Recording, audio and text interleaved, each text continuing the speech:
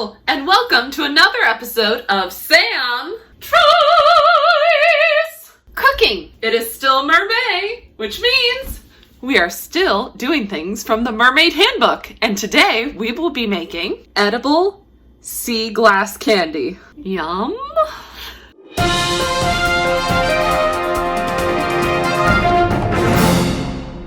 For this recipe, you're going to need 2 cups of sugar, a cup of water, a half a cup of corn syrup, 1 teaspoon of flavoring. I have chose lavender, but the book suggests mint. But it does say, whatever desired flavor you want.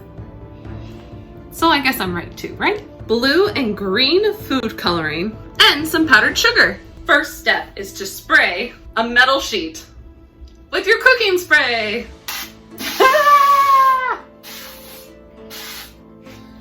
Then, before I do any other steps, I'm gonna put on my apron so nothing happens to my beautiful mermaid dress. Made by Obsidian Absurd. I will put her link in the bio. Now the first thing you're gonna do is combine your sugar, water, and corn syrup in a large pan over medium heat. Stir until the sugar is dissolved, continue stirring, and cook to the hard crack of 300 Fahrenheit. Make sure that the temperature reaches 300 or the candy will not harden properly.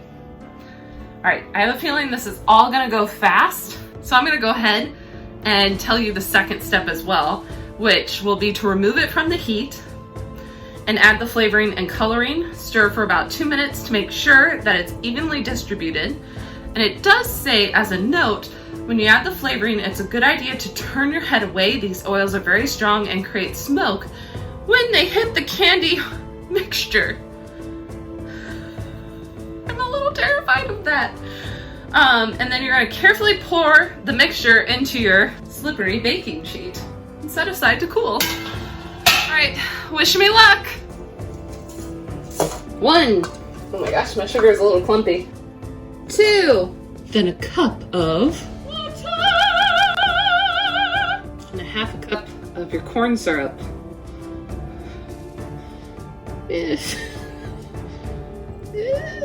Oh no, there's something floating. I got it. There's a few things floating. I'll get them all. Boop.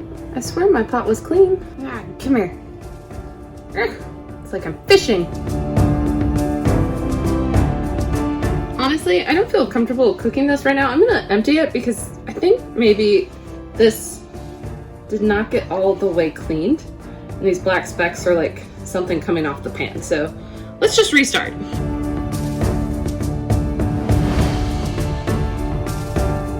That is speckless. I trust that. Yeah, I think actually the bottom stuff from my pan was coming up, which is no good. Might have to get another skillet.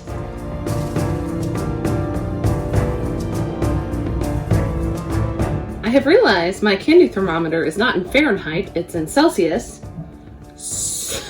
And I'm really bad at converting things, so I'm gonna assume it has all dissolved, but I have a feeling it needs to be a bit hotter, more to that like caramelize-y type of state. 300's pretty hot, right?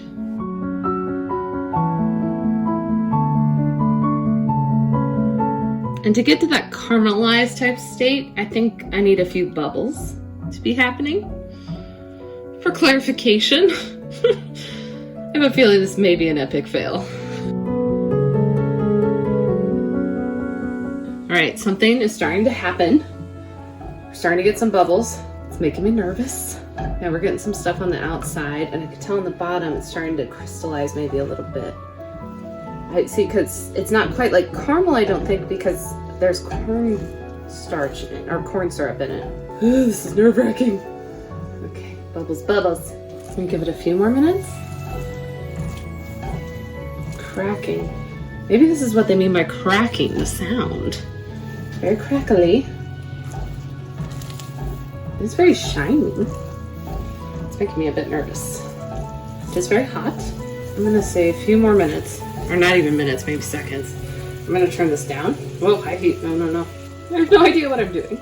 It's not cloudy anymore, which I think is a good sign. I am starting to smell caramely type of smell. This recipe is not for the faint of heart. I mean, it's starting to coat the spatula, so can I pull it out? So I'm gonna guess maybe we're there. It says if you don't get it to 300, it won't work. Ugh, this is nerve-wracking. It's very hot. Ow! Don't do that. It is sticky though. Despite probably a burnt finger. I'm gonna remove it from heat. I'm gonna go for it. Come on, Joel. I'm gonna add some vanilla extract. Not a lot because like vanilla tends to have a high dose for 3. That may have been too much. And I think I'm just gonna do green because I don't think I can do multiples. Because green is what I see the most at Coney Island. We do get blues. Do have a lot of green. That may have been too dark of a green. It does smell very nice, very fragrant. Yeah, that might have been too dark of a green for sea glass, but I guess we'll find out. I suppose that's what the powdered sugar's for. All right, let's see if it sets. Let's try not to burn myself. All right, I don't think all of this will fit into this pan.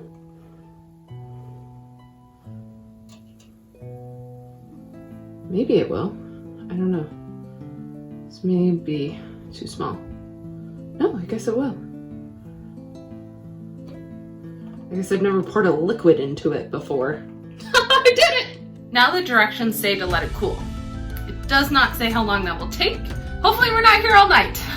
There is a little description here, so I will read it for you. Transport your guest to the ocean by making gorgeous edible sea glass candy. The process is similar to that of making homemade lollipops, but without the molds. Try serving the candy along with chocolate seashells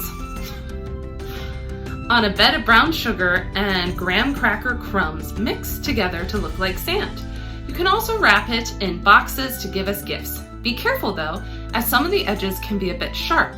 Yeah, just like glass. As with all hard candy, it can be a choking hazard, so don't give this edible sea glass to very young children.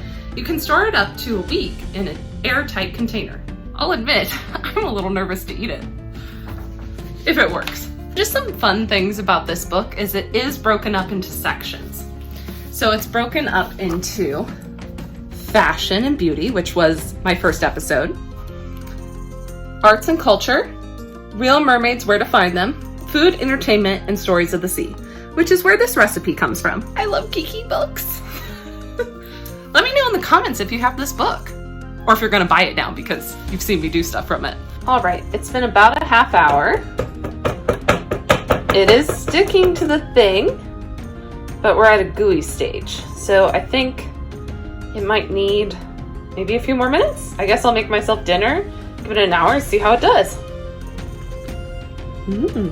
Sugary, pretty good. After a little bit of Googling, how long does it take homemade lollipops to set? Since the book does say this is a lot like homemade lollipops, it says it only takes 10 minutes for those to set. It's been an hour and it's still gooey. It is good though. I don't think I boiled it enough. I don't think it got hot enough. I don't think it got to that 300 degrees. I failed this, but I did make like really yummy slime. I would give edible sea glass candy probably, I mean, taste-wise, it was a 10 out of 10. It had everything you want from candy. Super sweet, delicious, it had a light lavender flavor, so taste-wise, 10 out of 10. Complicated-wise, I'd give it a 5 out of 10. It's a little complicated knowing how long you need to boil that sugar unless you have a really good candy thermometer, which obviously mine wasn't that great. I would try making this again though, because like, it's so pretty and I love sea glass. Like, I love it. I have a jar of it and porcelain that I found here in Coney Island. Like, I love sea glass so much.